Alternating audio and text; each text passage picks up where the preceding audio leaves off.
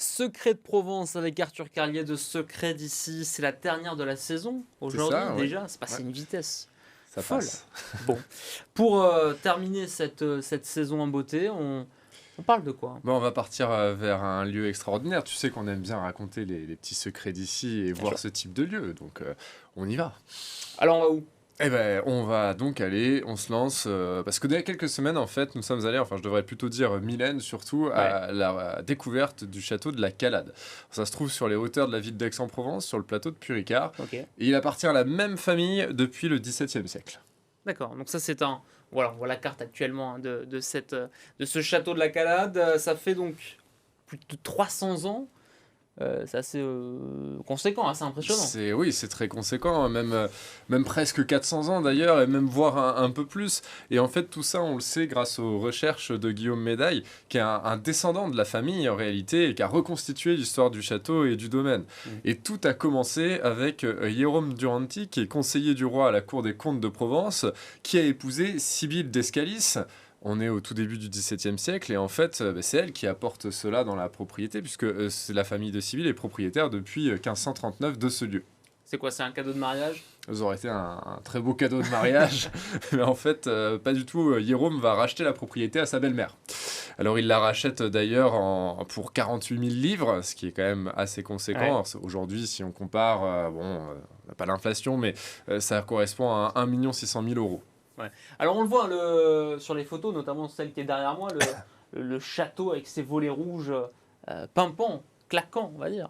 Oui. C'est magnifique comme bâtisse. Hein. Oui, la bâtisse déjà est magnifique. Bon, pour moi, les plus grands trésors sont même encore à l'intérieur, on va le voir. Ouais. Mais c'est un château, le château actuel en fait a été construit par Jérôme, mais la structure originale, c'est une tour de défense qui est construite en 1411 et c'est une base qui fait environ 5 mètres de large sur 10 mètres de long pour une hauteur d'environ 10 mètres avec un glacis devant, une couronne crénelée. Donc c'était plutôt défensif au tout début, évidemment. Et c'est cette tour qui a servi de base pour ce qu'on voit aujourd'hui.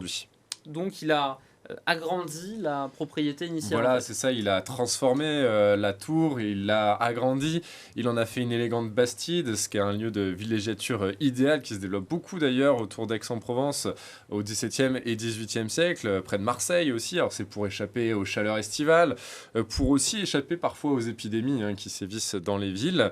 Et bref, c'est aussi un symbole de richesse et de réussite des propriétaires. Dans ce château, il y a plein de choses à voir. Voilà, absolument. Déjà, le château, donc avec son quadrilatère qui est à 2 étages, comme on voit derrière toi, avec les tours qui sont assez impressionnantes.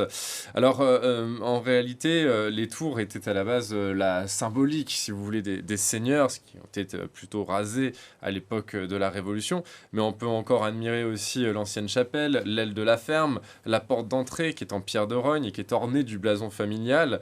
Et c'est un blason d'ailleurs qu'on retrouve partout dans l'architecture, dans les décors, dans le mobilier, parce qu'ils en étaient très fiers. Ouais. À l'intérieur aussi, il y a plein de petites pépites. Voilà, à l'intérieur, il y a plein de pépites remarquables. Déjà, l'escalier d'honneur, qui est classé monument historique, qui est orné de gypseries exceptionnelles qui sont créées par un artisan aixois qui s'appelle Jean Gouret, qui est assez connu à cette époque. Et puis, ce sont des décorations en plâtre qui représentent donc, comme on l'a dit, le blason familial, qu'il s'agit d'un cerisier avec ses fruits qui sont surmontés d'une étoile polaire, qui a toute une symbolique. Je vous le raconte pas aujourd'hui, vous verrez pourquoi. Et il est surmonté d'un heaume de profil sur lequel se déploie un phénix. Et puis on retrouve aussi tout un tas de motifs végétaux, de paniers, de fruits, des scènes pastorales, des instruments de musique. Enfin bref, tous les cartouches qu'il y a qui représentent des paysages provençaux. Et l'un d'eux représente un relief vallonné ponctué d'arbres et un village, ainsi qu'un berger jouant de flûte avec son chien qui garde le troupeau. Voilà, vraiment tous les symboles de la Provence. Alors tu parlais il y a quelques instants de gypserie, c'est quoi en fait? Oui, alors la gypserie, c'est tous ces plâtres qu'on voit sur les murs, sur les plafonds. Et en fait, c'est une technique de décoration intérieure qui est réalisée en sculptant directement sur les murs et le plafond qui est encore frais. Alors le matériau principal utilisé est le gypse, c'est une pierre calcaire et qui après cuisson et broyage se transforme en poudre de plâtre.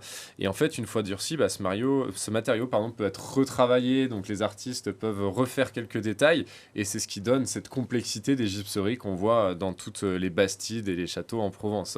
Alors à proximité d'ailleurs à Célonie, il y avait une carrière de gypse au lieu dit les plâtrières et c'est elle qui a fourni les matériaux. Et ça donne envie de visiter. Voilà, je pense en tout cas Ouais. que ça a donné envie de visiter. Et chaque pièce du château, du grand salon aux chambres, raconte une partie de son histoire. Et dans le cadre de la collecte de fonds avec la Fondation du patrimoine, notamment pour restaurer les façades et les toitures, on va organiser des visites guidées là-bas.